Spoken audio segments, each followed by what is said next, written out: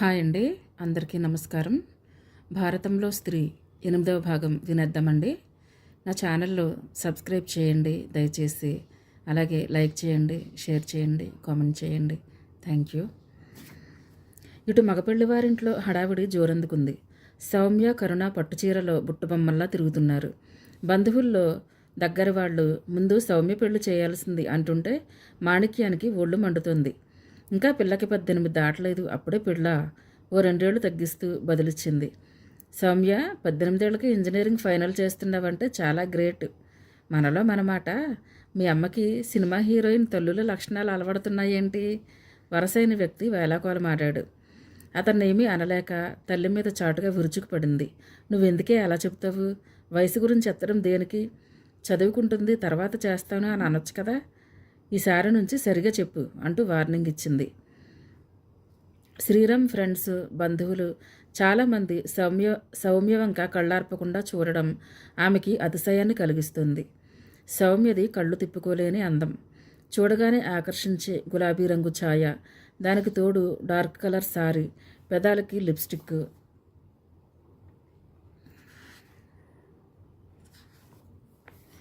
Shaped eyebrows, బుగ్గలకి rose powder cinema స్టార్ని తలపింపచేస్తూ ఉంటుంది. కరుణ కూడా ఇంచుమించు సౌమ్య పోలికలే అయినా ఇంత ఆకర్షణీయంగా మేకప్ చేసుకోదు. 18 ఏళ్లలో ముఖంలో కనిపించే హుందాతనం జాగ్రత్తగా పరిశీలించే వాళ్ళకే తెలుస్తుంది. ఆమె నడక, హావభావాలు, మాట తీరు ఇవి ఎక్కువగా ఎదుటివాళ్ళని ఆకర్షిస్తాయి. శ్రీరామ్ పెళ్లి కుదిరిన దగ్గర నుండి సౌమ్యకి ఎన్నో సంబంధాలు వచ్చాయి. అన్నింటినీ సౌమ్య తిరగొడుతుంది. ఎంటెక్ చేసి ఫారిన్ వెళ్లాలని, అక్కడ గ్రీన్ కార్డు హోల్డర్నే పెళ్లి చేసుకోవాలని ఆమె ఆశయం. పెళ్లికి పద్మనాభరావు గారి చెల్లి కూతురుని వెంట పెట్టుకుని ఆ రోజు ఉదయమే దిగింది. తన కూతుర్ని అన్నకొడుకు చేసుకోనన్నాడని ఆమెకి ఇంకా కోపం తీరలేదు. రాగానే శ్రీరామ్తో, ఏరా అల్లుడు, మీ ఆవిడ నలుపట కదా సంతృప్తిగా అడిగింది. ఆమె కూతురు తెల్లగా ఉంటుంది, ముఖ కవళికలు బాగోవని, మొహంలో కళలేదని శ్రీరామ్ వద్దన్నాడు. దానికి తోడు ఆ అమ్మాయికి విపరీతమైన గర్వం, అహంకారం ప్రతి మాటలో కదలికలు కనిపిస్తూ ఉంటుంది. ఆ తరహా అమ్మాయి తన మనస్తత్వానికి సరిపడదని తిరస్కరించాడు. మేనత్త అలా అనగానే అతనికి చిరాకు అనిపించింది. నలుపని ఎవరన్నారు? నీ కూతురు కన్నా బాగానే ఉంటుందిలే, మొహం అదవలా పెట్టుకుని కోపంగా అన్నాడు. ఆ మాట వినగానే మరదలి అహంకారానికి దెబ్బ కొట్టినట్లయింది. వెంటనే అక్కడి నుంచి లేచి వెళ్ళి గదిలో ఓ మూల మునగ తీసుకుని పడుకుంది. పెళ్లి కాకుండానే పెళ్ళానికి అంత వత్తాసు పలుకుతున్నావంటే పెళ్ళైతే మమ్మల్ని గుమ్మం ఎక్కనవ్వవేమో, మేనత్త అక్కసుగా అంది. శ్రీరామ్ మాట్లాడకుండా లేచి వెళ్ళిపోయాడు. కాసేపు అయ్యాక మాణిక్యం ఆడపడుచు కూతురు కనబడకపోవడం గమనించి, చిత్ర ఏదర్రా కనిపిస్తలేదు అడిగింది. నీ కొడుకు కంటికి పెళ్ళం తప్ప ఎవరో మనుషుల్లా కనిపిస్తలేదు కోపంగా అంది పద్మనాభరావు చెల్లి. ఏమ్మా, ఏమన్నాడు? పద్మనాభరావు అన్నాడు. నా కూతురి కన్నా పెళ్ళమే అందగత్తంట. మొహం మీద అంటే ఎవరికి బాధ కలగదు. గదిలో పడుకుని కన్నీరు మున్నీరుగా ఏడుస్తోంది. మాణిక్యం మనసు చేదుతున్నట్టయింది. ఇంకా పెళ్లి కాకుండానే వీడిలా మారిపోయాడు. ఆ పిల్ల ఏం మంత్రం వేసిందో ఏమో. రేపు మాపు ఇక తమ మాట ఏం వింటాడు? పెళ్ళం కొంగట్టుకు తిరుగుతాడు కాబోలు. అందుకే అన్నారు, అడ్డాలనాడు బిడ్డలు కానీ గడ్డాలనాడు బిడ్డలా అని. మనసులోని ఆలోచనల్ని ఆడబిడ్డ ముందు బయట పెడితే ఇంకేమన్నా ఉందా? అదే సందు ఇదే సందు అనుకుని లోకువు కట్టేస్తుంది అనుకుంటూ మొహానికి నవ్వు పులుముకుని, బావా మరదళ్ళ హాస్యాన్ని పట్టించుకుంటావేంటి వదినా తేల్చేసింది. అయినా ఏం మాటలవు బాబు, వెళ్ళి అమ్మాయితో మాట్లాడు. పెళ్ళింట ఆడపిల్ల కన్నీళ్లు పట్టొచ్చా? మెల్లగా మందలించాడు పద్మనాభరావు. శ్రీరామ్కి తను చేసింది తప్పేనేమో అనిపించింది. అయినా అత్త ఏదో అంటే చిత్రను ఎందుకు బాధ పెట్టడం? అందుకే లోపలికి వెళ్ళి బతిమలాడుకున్నాడు. సౌమ్య, కరుణ వినోదం చూస్తూ వదిన రాగానే ఈ విషయం చెప్తానుండు అంటూ ఏడిపించారు. అనుకున్న టైంకి మగపిల్లి వాళ్ళు కారుల్లో, బస్సుల్లో ఆడపిల్లి వారింటికి తరలి వెళ్లారు. శ్రీరామ్ ప్యాంటు షర్ట్ వేసుకుని టై కట్టుకున్నాడు.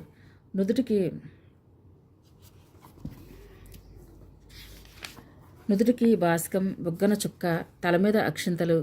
అద్దంలో తనని తను చూసుకునేసరికి వింతగా అనిపించింది. అంతా బాగానే ఉంది, కానీ పావుకోళ్ల దగ్గరికి వచ్చేసరికి వచ్చింది చిక్కు. చాలా బరువైన చెక్క చెప్పులవి. కాలి బొటన వేలికి మధ్యవేలికి మాత్రమే ఆధారం ఉంది. దాంతో అంత ఎత్తు బరువున్న ఆ చెక్క చెప్పులు మోయడం కన్నా గాల్లో కట్టిన తాడు మీద నడవడమే సులువనుకున్నాడు. మగపిల్లివారు విడిదింటికి చేరగానే ఊళ్ళో హడావుడి జోరందుకుంది. రాధిక వాళ్ళ ఇల్లు పెద్దదే అయినా 400 మంది మగపిల్లివారికి అది ఇరుకుగా మారింది.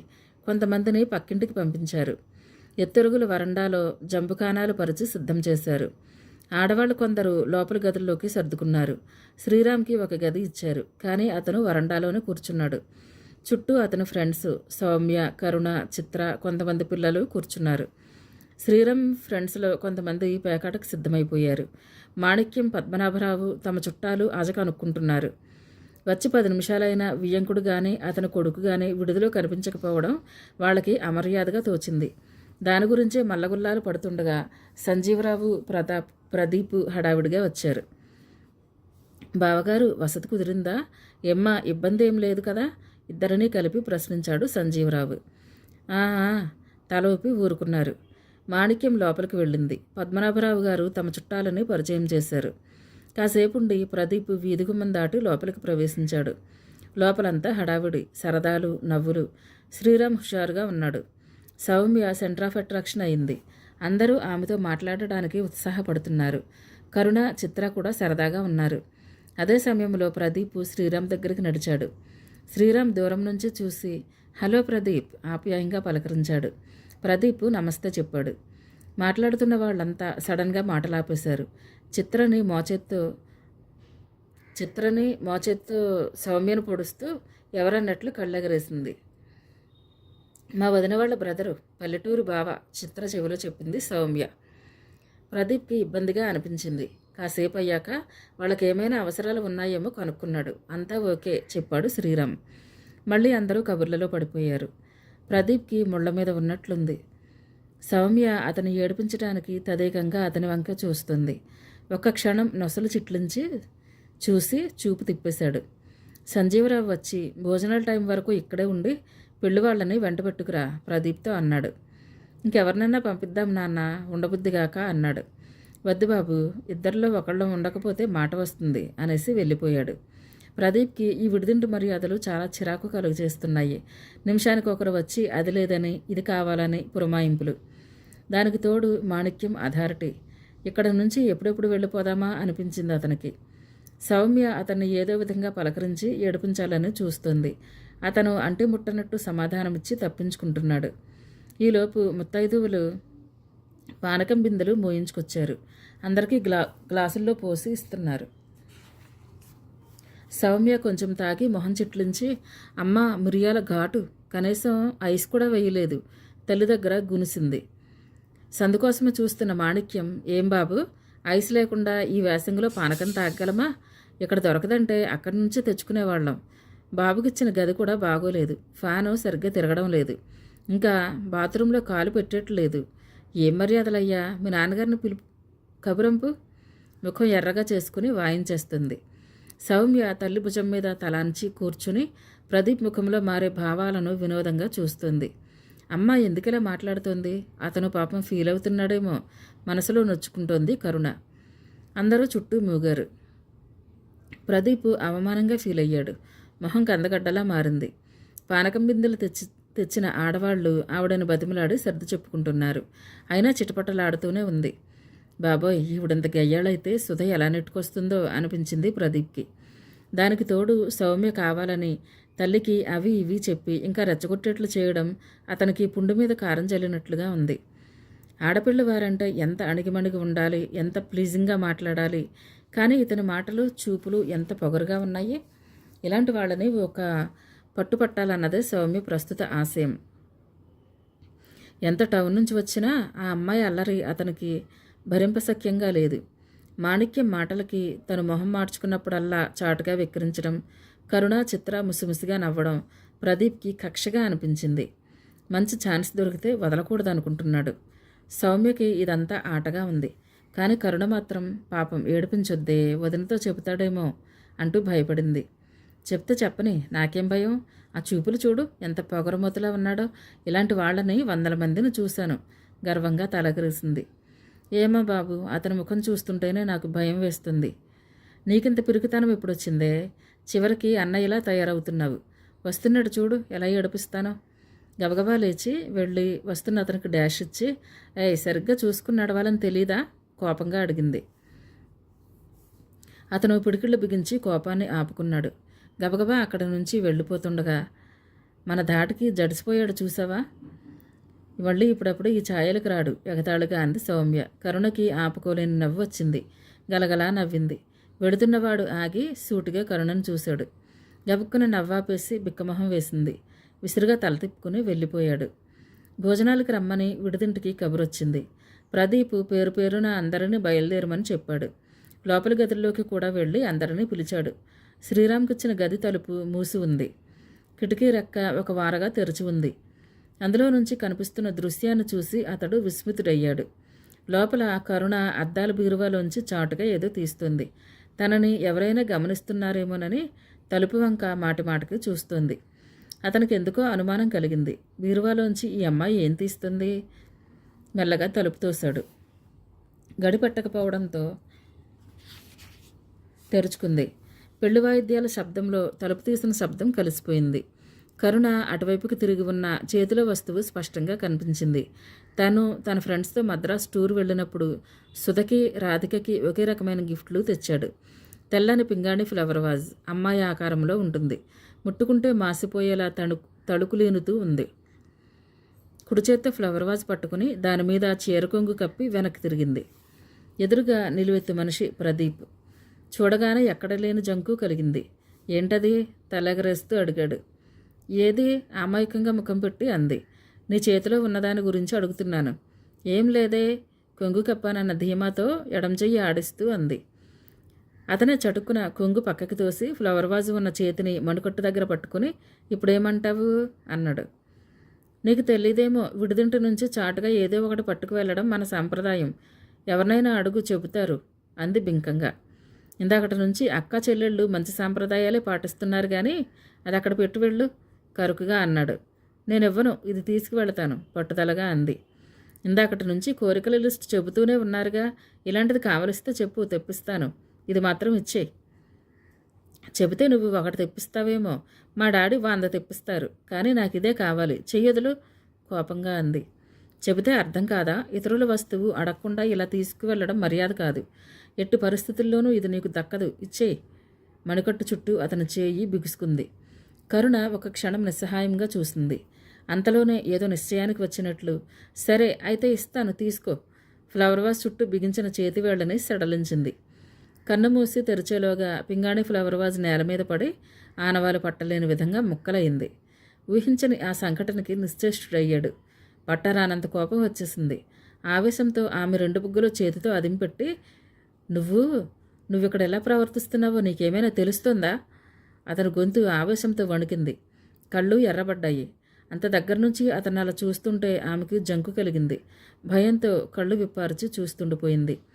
కరుణ అంటూ సౌమ్య పిలవడం విని చెయ్యి తీసేసి, సంస్కారంతో ప్రవర్తించడం నేర్చుకోండి, అల్లరికి ఓ హద్దు ఉంటుంది అంటుండగానే సౌమ్య, చిత్ర లోపలికి వచ్చారు. విసురుగా వాళ్ళని దాటుకుని ముందుకు వెళ్ళిపోయాడు. ఏమైంది అంటూ కింద పడిన పింగాణి ముక్కలను చూసి, పగలగొట్టావా? మంచి పని చేశావు, అందుకేనా చిందులు తొక్కుతున్నాడు చెల్లిని అభినయిస్తూ అంది సౌమ్య. సమాధానం చెప్పాలనిపించలేదు. చూస్తూ ఉండిపోయింది. మనసంతా చిత్రమైన భావంతో నిండింది. పెళ్ళికొడుకు భోజనం చేయకూడదని చెప్పి పలహారాలు పంపించారు.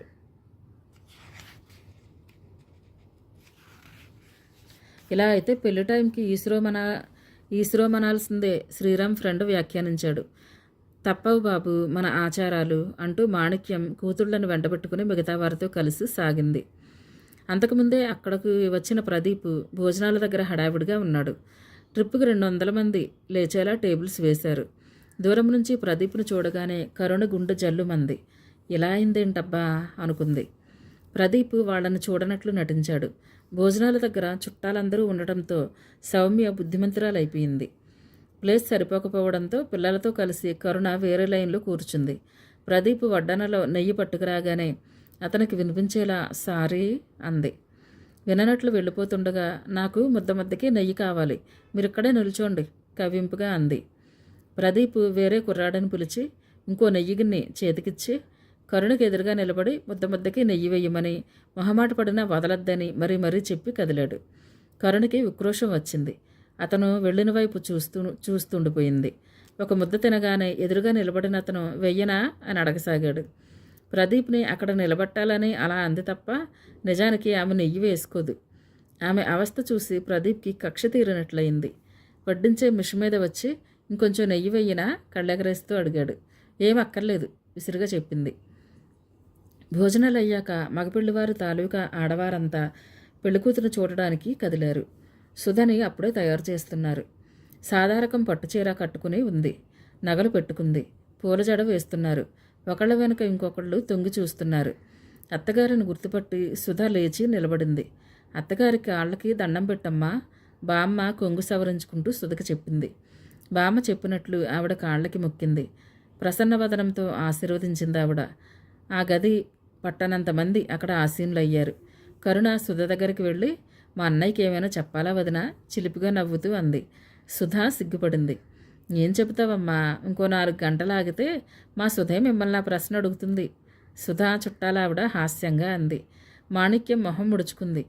మా వాడు పెళ్ళైన వెంటనే చెల్లెళ్ళతో మాట్లాడలేనంత మారిపోళ్ళండి అంది. అందరూ మొహమొహాలు చూసుకున్నారు. అమ్మో, బస్తీ వాళ్ళతో హాస్యాలు పనికిరావు అనుకున్నారు. కాసేపున్నాక అందరూ విడిదింటికి బయలుదేరారు. కరుణ ఓ అరగంట ఆగి వస్తానంది. ప్రదీప్ కనిపించినప్పుడల్లా మాట్లాడాలని ప్రయత్నించేది. అతను పట్టించుకోవడం లేదు. చివరికి అతని వైపు కోపంగా ఓరచూపు విసిరి బయలుదేరింది. అక్కడికి విడిదిల్లు కొంచెం దూరమే. వీధి దీపాలు వెలగడం లేదు. అంతా చీకటిగా ఉంది. రోడ్డంతా గతుకులు. పక్కన ఎవరూ లేరు. బింకంగా బయలుదేరిందే కానీ ఈ కొత్త రోడ్డు వెంట వెళ్లడం అయోమయంగా ఉంది. కాస్త దూరం నడిచి వెనక్కి తిరిగి చూసింది. వెనుక ఎవరో వస్తున్నారు. గుండెలు పీచిపీచిమంటున్నాయి.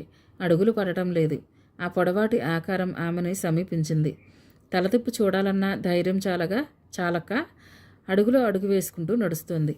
తమరికి అన్ని కళలతో పాటు చీకటిలో నడిచే కళ కూడా ఉందేమిటి? పరిచితమైన గొంతులా వినిపించేసరికి ప్రాణం లేచొచ్చింది. పరికించి చూసింది. ప్రదీప్. భయమంతా దూదిపింజలా ఎగిరిపోయింది. మీరిలా నా వెంట పడ్డారేంటో సాగదీసింది. చీకటిలో దయ్యంగా నడిచి వచ్చిన నిన్ను చూసి మీ అమ్మగారికి గుండె ఆగిపోతుందేమోనని భయం. ఓహో, అయితే నేను దెయ్యాన్నా? ఆ విషయం సాయంత్రం నుంచి చాలాసార్లు రుజువైంది. మళ్ళీ ప్రత్యేకంగా అడగాలా? అందుకే మా అక్క నిన్ను పొగరబోతూ అంది కసిగా అంటూ గతుకుల్లో కాలేసి పడబోయింది. చేత్తో పట్టి ఆపి, జాగ్రత్త, క్షణమాగి మాట కూడా అన్నాడు. కావాలని మెల్లగా అడుగులో అడుగు వేస్తూ నడుస్తుంది. ఇంత సుకుమారం ప్రవర్తనలో కూడా ఉంటే బాగుంటుంది. నిజానికి నేను చాలా బుద్ధిమంతురాలిని. అందరూ అంటారు కూడా.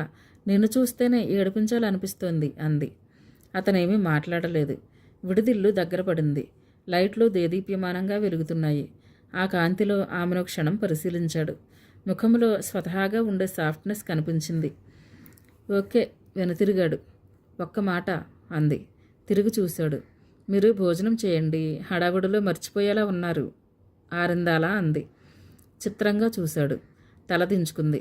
థ్యాంక్స్ ఫర్ యువర్ కన్సర్న్ చెప్పి కదిలాడు. అతను కనిపించే వరకు చూసి లోపలికి నడిచింది. ప్రదీప్తో రావడం చిత్ర, సౌమ్య ఇద్దరూ చూశారు. మీ ఇద్దరు ఒకటైపోయారా? నేనింకా చాలా ఏడిపించాలనుకున్నాను సౌమ్య దిగులుగా అంది. వద్దక్క, అతను నా ఫ్రెండ్. నువ్వు ఏడిపిస్తే నేను ఊరుకోను దృఢంగా అంది. సరే ఇంకో బలిపుత్రుడి కోసం వేట మొదలు పెడతాంలే సౌమ్య హుషారు తెచ్చుకుంటూ అంది. ముహూర్తం టైం దగ్గర పడింది. శ్రీరాము తెల్లబట్టలు కట్టుకున్నాడు. పెళ్ళికొడుకు అలంకరణను చూసి అతని ఫ్రెండ్స్ ఆట పట్టిస్తున్నారు. స్వేచ్ఛను కోల్పోయిన ప్రాణిని ఆఖరిసారి చూడండారా, మళ్ళీ ఆఫీస్కి వచ్చేసరికి మొహంలో నవ్వుంటే అడగండి కొలీగ్ కామెంట్ చేశాడు. బహుశా అనుభవం మీద చెబుతున్నట్లున్నారు సౌమ్య అనగానే అందరూ గొల్లున నవ్వారు. మాణిక్యం మళ్ళీ ఎవరి మీదో పెద్ద గొంతుతో విరుచుకుపడుతుంది. శ్రీరామ్ ఎంతగా ఊహాలోకంలో తేలిపోతున్నా అప్పుడప్పుడు తల్లి అరుపులకి వాస్తవంలోకి వచ్చేస్తున్నాడు. తల్లి ఇంట్లో సాఫ్ట్గానే ఉంటుంది. చుట్టుపక్కల అందరిలోనూ మంచి పేరు తెచ్చుకుంది. ఇక్కడ ఎందుకు ఇలా బిహేవ్ చేస్తుంది? మావగారు ఏమనుకుంటారు? అక్కడికి ఇందాక పిలిచి మర్యాదలు అవి ఎలా ఉన్నా పట్టించుకోవద్దని చెప్తే మనల్ని వాజమ్మల్లా జమకడతారా? ఈ మాత్రం మాట్లాడకపోతే మన పెత్తనం ఏం సాగుతుంది? అంది. అయినా మనం ఇప్పటికిప్పుడు కట్నం పెంచమన్నామా, లాంఛనాలు అడిగామా, ఆ మాత్రం బెట్టు చేయకపోతే కష్టం అనేసరికి కిక్కురు మనలేకపోయాడు. ఇంకేదన్నా అంటే ఆవిడ మనసు బాధ పెట్టుకుంటుంది. తను అది భరించలేడు. భోజనాల్లో మంచినీళ్ళ గ్లాసుల్లో చీమ వచ్చిందన్న విషయాన్ని సాగదీస్తూ మాణిక్యం సుధవాళ్ల చుట్టాన్ని వాయిస్తూనే ఉంది. శ్రీరామ్ ఏదో మిషన్ మీద తల్లిని పిలిచి అక్కడికి ఆ గొడవ శాంతింపచేశాడు. ముహూర్తం దగ్గర పడింది. అందరూ పెళ్లి మంటపానికి తరలి వెళ్లారు. శ్రీరామ్ పీటల మీద కూర్చున్నాడు. అందరి అటెన్షన్ పెళ్లి కుమార్తె వచ్చే గుమ్మం వైపు మళ్ళింది. 10 మంది ముత్తైదువులు వెంటరాగా సిగ్గుల మొగ్గయి నడిచి వస్తోంది సుధ. ఆకుపచ్చ రంగు పట్టుచీర, 2 అరచేతుల వెడల్పు జరీ బోర్డరు, చీరంతా టిష్యూతో పాటు జరీ బుట్ట, పట్టంచు చేతుల జాకెట్టు, మల్లెలు కనకాంబరాలతో కుట్టిన జడ, మెడలో హారాలు, నడుంకి బామ్మ ఇచ్చిన వడ్డాణం, చేతులకి రాళ్లగాజులు, చెవులకి బుట్ట లోలాకులు, చెంపస్వరాలు, నుదుటిన పెళ్ళిబొట్టు, బాసికం, బుగ్గన చుక్క. మాణిక్యం పిల్ల కొంచెం రంగు తక్కువే గాని బంగారపు బొమ్మలా ఉంది. ఒక ఆవిడ సంతృప్తిని వ్యక్తం చేసింది. ఏమోనమ్మా, అందాన్ని చూడలేదు. అప్సరసల్లాంటి పిల్లల సంబంధాలు వచ్చాయి. పిల్ల గుణం ముఖ్యమనుకున్నాం. వాడు ఇష్టపడ్డాడు. అంతేలే వదిన, అందాన్ని కొరుకు తింటామా? కుటుంబంలో తల్లో నాలుకలా మెసిలి అత్తింటికి పేరు తెస్తే చాలు. పిల్ల మొహం చూడండి ఎంత వినయంగా ఉందో. మొహంలో కళ లక్ష్మి జాతకమే. ఇంకో ఆవిడ అంది. అందరూ అవును అవును అన్నారు. మాణిక్యానికి అసంతృప్తిగా అనిపించింది. తన పెళ్ళైన దగ్గర నుంచి తన చుట్టూ ఉన్న వాళ్ళ చేత పొగిడించుకోవడం అలవాటైపోయింది. తనుండగా తనని కాక వేరొకరిని పొగడటం ఇదే మొదటిసారి వినడం. అందుకే తమాయించుకోలేకపోయింది. మా ఇంట్లో అడుగు పెట్టబోతుంది. నాలాంటి అత్తగారు దొరికింది. ఇంకా ఆ అమ్మాయి అదృష్టవంతురాలు కాకపోతుందా? అందరికీ నాలాంటి అత్తగారు దొరకొద్దు. అందరూ ముఖమొహాలు చూసుకున్నారు. మాణిక్యానికి ఎప్పుడలా మాట్లాడాలో తెలియదు. ఎప్పుడు తన గొప్పలు చెప్పుకోవడం తప్ప. పద్మనాభరావు విసుగ్గా అనుకున్నాడు. ఆ విసుగులో తన గొప్ప చెప్పలేదన్న దిగులు ఉండొచ్చు. సంజీవరావు, అరుంధతి కన్యాదాతలుగా కూర్చున్నారు. పురోహితుడి ఆదేశానుసారం వెండిపళ్ళెంలో అరుంధతి నీళ్లు పోస్తుండగా సంజీవరావు తన చేతులతో అల్లుడు కాళ్ళు కడిగాడు. ఎన్ని పెళ్లిళ్లలో ఈ దృశ్యం చూసినా ఏమీ అనిపించలేదు. ఈసారి మాత్రం ఏదోలా ఉంది. అంత పెద్ద అయినా చిన్నవాడి కాళ్ళు కడగడం తప్పు చేసి క్షమించమని అడుగుతున్నట్లో, లేకపోతే నా కూతురికి కన్నెచీర వదిలించమని వేడుకుంటున్నట్లో, దీని అర్థం ఏంటో పురోహితుడు చెబుతాడేమోనని చెవులు రిక్కించుకుని వింది. ఏమాత్రం అర్థం కాని భాషలో గుక్క తిప్పుకోకుండా మంత్రాలు చదివేస్తూ పోతున్నాడు. జీలకర్ర బెల్లం పెట్టించాక మధ్యలో ఉన్న దుప్పటి తీసేశారు. తీయగానే శ్రీరామ్ తలెత్తి చూశాడు. పెళ్లి కూతురిగా సుధ రూపం అతనికి బాగా నచ్చింది. ఇప్పుడే బాగా చూసుకోండి, పెళ్లి గెటపుల్లో మళ్ళీ చూడాలనుకున్నా చూసుకోలేరు ఎవరో అనడంతో సుధ కూడా తలెత్తింది. అతను తనని చూస్తుండడంతో రెప్పలు వాల్చేయబోయింది కానీ చూపులతో ఆమె చూపులను కట్టిపడేశాడు అతను. పెళ్లిపందిరంతా సందడిగా ఉంది. ఎక్కడ చూసినా పట్టుచీరలు, నగలు. ఎంత ఒక్కపోతైనా భరిస్తాం కానీ వీటిని వేయడం అన్నట్లున్నారు ఆడవాళ్ళు. పెళ్లి కాని అమ్మాయిలు, అబ్బాయిలు అటొచ్చి ఇటొచ్చి ఒక కామెంట్ చేస్తూ ఆనందిస్తున్నారు. పగలంతా పెళ్ళెప్పుడు అంటూ ప్రాణం తీసి గెంతి అలసిన పిల్లలు పెళ్లి టైంకి నిద్రలేక పడ్డారు. ప్రదీప్కి అప్పటికి కొంచెం తీరిక చిక్కి పెళ్లితంతు వైపు దృష్టి సారించాడు. చూస్తున్నాడే కానీ ఏదో లోటుగా అనిపిస్తోంది. ఏంటా అని ఎంత ఆలోచించినా తట్టడం లేదు. పెళ్లి పందిరంతా పరికించాడు. కాసేపటికే విషయం అర్థమైంది. లోపలికి వెళ్ళాడు. మూలగదిలో బంతపరుచుకుని పడుకుని ఉంది బామ్మ. నిద్రపోతుందా అనుకుంటూ దగ్గరకు వెళ్ళాడు. అటు తిరిగి పడుకుని కళ్ళు తుడుచుకుంటూ ముక్కు ఎగబూలుస్తోంది. అతని మనసు ఆర్ద్రమైంది. దగ్గరికి వెళ్ళి పక్కన కూర్చొని మా అమ్మ మెత్తగా పిలిచాడు.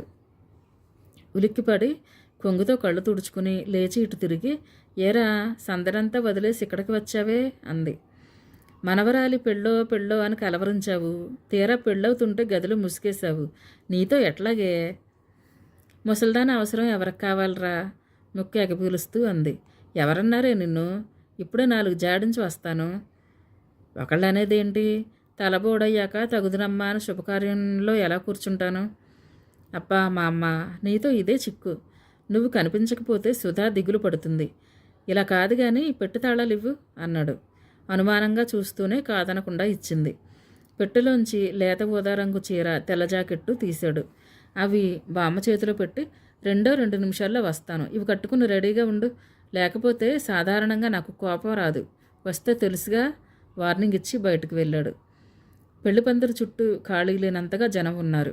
ఒకవైపు అరుగుల మీద, చీడీల మీద జంబుకానాలు పరుచుకుని ఆడవాళ్ళు కూర్చున్నారు. ముందు వైపు అంతా మగపిల్లివారు కుర్చీలో కూర్చున్నారు.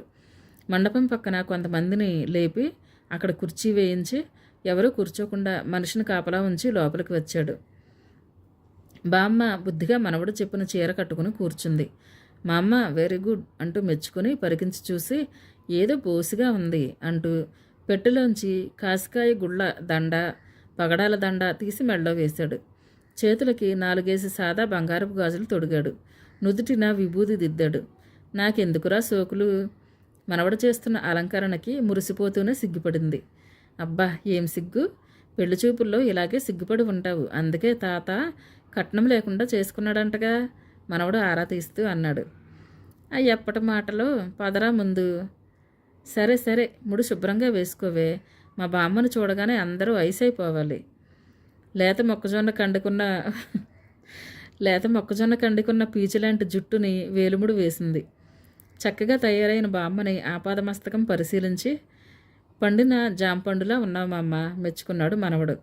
చెయ్యి పట్టుకుని తీసుకువచ్చి మండపం పక్కన కుర్చీలో కూర్చోపెట్టాడు.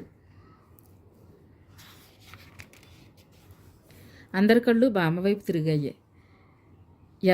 ఎవరని గుసగుసలు పోయారు అందరూ. పెళ్ళికూతురు నానమ్మంట. 5 నిమిషాల్లో అందరికీ సమాధానం తెలిసిపోయింది. కొత్తగా వచ్చిన హోదాతో గర్వంగా కూర్చుంది బామ్మ. సుధ పక్కకి తిరిగి బామ్మను చూసి ఆనందంగా నవ్వింది. శ్రీరామ్కి చూపించింది. అక్కడి నుంచే నమస్కారం చేశాడు శ్రీరామ్. మనవరాలి కళ్ళలో మెచ్చుకోలు. శ్రీరామ్ నమస్కారం స్వీకరించగానే ఏనుగెక్కినంత సంబరం కలిగింది బామ్మకి. దీనికి కారణమైన మనవడి పట్ల మనసు కృతజ్ఞతతో నిండిపోయింది. తన కుర్చీని ఆనుకుని నిలబడి పెళ్లితంతు చూస్తున్నాడు. తలెత్తి చూసింది. 2 చేతులు కట్టుకుని నిలబడిన ఆజానుబాహుడైన ఆ యువకుడు తన జీవితాన్ని, తన కొడుకు జీవితాన్ని భద్రంగా కాపాడగలడన్న నిశ్చింత ఏర్పడింది ఆ సమయంలో. ప్రదీప్ ఎప్పుడు ఖాళీగా దొరుకుతాడా అని చూస్తున్న కరుణ ఇదే మంచి ఛాన్స్ అని చెప్పి గబగబా బామ్మ దగ్గరికి వచ్చింది. మా అమ్మగారు మీరెంత బాగున్నారో, ఇందాకటి నుండి మీకోసం వెతికాను. ఆఖరికి పెళ్ళికొడుకు చెల్లెలు కూడా తన కోసం ఆరాటపడడం బామ్మకి ఆనందంగా ఉంది. తన ప్రతిష్ట ఇంకా పెరిగినట్లు అనిపించింది. బాగున్నారా? బామ్మ వినకుండా మెల్లగా ప్రదీప్ని అడిగింది. ప్రదీప్ విచిత్రంగా చూశాడు. 3 గంటల ముందేగా మాట్లాడాము అన్న భావం అతని చూపుల్లో ఉంది. 3 గంటలు 3 యుగాలుగా గడిచింది. పక్కన చేరి మెల్లగా అంది. ఏడిపించడానికి ఇంకా ఎవరూ దొరకలేదా? ఏడిపించడం కాదు, నిజమేననుకుంటా, తన మనసుకి సమాధానం చెప్పుకుంటున్నట్లుగా అంది. ఆమె మాటలకి ఆశ్చర్యపడ్డాడు ప్రదీప్. ఈ అమ్మాయి మనస్తత్వం ఏమిటో అంతుపట్టడం లేదు. తనతో మాట్లాడడానికి ఎందుకు ప్రయత్నిస్తున్నట్లు? అసలే సుధా అత్తగారు తనని చూసినప్పుడల్లా మొహం చిట్లించుకుంటోంది. బామ్మ కుర్చీ వెనకాల ఇద్దరూ పక్కపక్కనే నిలబడి ఎవరి ఆలోచనల్లో వాళ్ళున్నారు. ప్రదీప్ ఫ్రెండ్ కెమెరా క్లిక్ అనిపించాడు. ఎందుకురా తీసావు? ప్రదీప్ చిరుకోపంగా అన్నాడు. నీకోసం కాదులేరా, బామ్మ కోసం. బామ్మను చూస్తూ అన్నాడు. బొమ్మ అన్నాడా బామ్మ అన్నాడా అని కరుణ తర్జన భర్జనలు పడకుండా మెల్లగా జారుకున్నాడు ప్రదీప్ కరుణలని పక్కపక్కన చూసి ఒక ఆవిడ, ఈడు జోడు బాగుంది, సౌమ్య పెళ్లితో పాటు వీళ్ళకి ముడిపెట్టేయండి అంది. మాణిక్యానికి ఆ మాట సుతరాము నచ్చలేదు. కుండమార్పుళ్ళు నాకు అచ్చిరావు. అయినా మన పిల్లని ఇచ్చుకునేటప్పుడు ఆస్తిపాస్తులు హోదా చూడకుండా ఎట్టా చేస్తాం వదినా అంది. అరుంధతి ఆ మాట విననేవింది. అంటే తాము తక్కువ స్థాయి వాళ్ళమన ఆవిడ ఉద్దేశం. వాళ్ళు ఇస్తామన్నా ప్రదీప్కి ఇట్టాంటి పిల్లని చేస్తామా? పట్నాలకు వెళ్ళి నానాగడ్డి కరిచి 4 రాళ్ళు సంపాదించినంత మాత్రాన గొప్పతనం ఎట్టా వస్తుంది? ఆ మాటకొస్తే తమ మామగారి వంశం వారు ఈ పల్లెలో ఎంత జమీందారీ హోదాలో బతికారో ఇప్పటికీ అందరికీ తెలుసు. ఈ ఊళ్ళో తనకున్న గౌరవంలో సగమైన ఈవిడికి బస్తీలో ఉందా? సుధకి నోట్లోంచి మాటే రాదు. ఈవిడ చూస్తే నోరుగలదుగా ఉంది. ఎలా నెగ్గుకొస్తుందో ఏమో అనుకుంటే దిగులుగా అనిపించింది. సూత్రధారణ జరుగుతున్న సూచనగా పెళ్లి వాయిద్యాలు జోరందుకున్నాయి. శ్రీరామ్ సూత్రాలు చేత్తో పట్టుకుని లేచాడు. ఎదురుగా వంగుని ఆమె మెళ్ళో 3 ముళ్ళు వేయడం ప్రారంభించాడు. సుధ గుండె దడదడలాడింది. అతని మునివేళ్ల స్పర్శ తగిలి తనువంతా ఉద్వేగంతో పులకించింది. అతని ముఖం చూడాలనిపించింది. ధైర్యం చాలలేదు. మొహం పక్కగా ఉన్న చేతులు కంపించడం చూసి తలెత్తింది. అతని మొహానికి చిరుచెమటలు. టెన్షన్గా ఉన్నాడు. అతను కూడా సెన్సిటివ్గా ఫీల్ అవుతున్నాడు.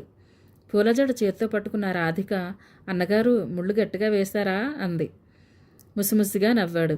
100 ఏళ్ల బంధం అంత వదులుగా వేస్తానా అన్నాడు.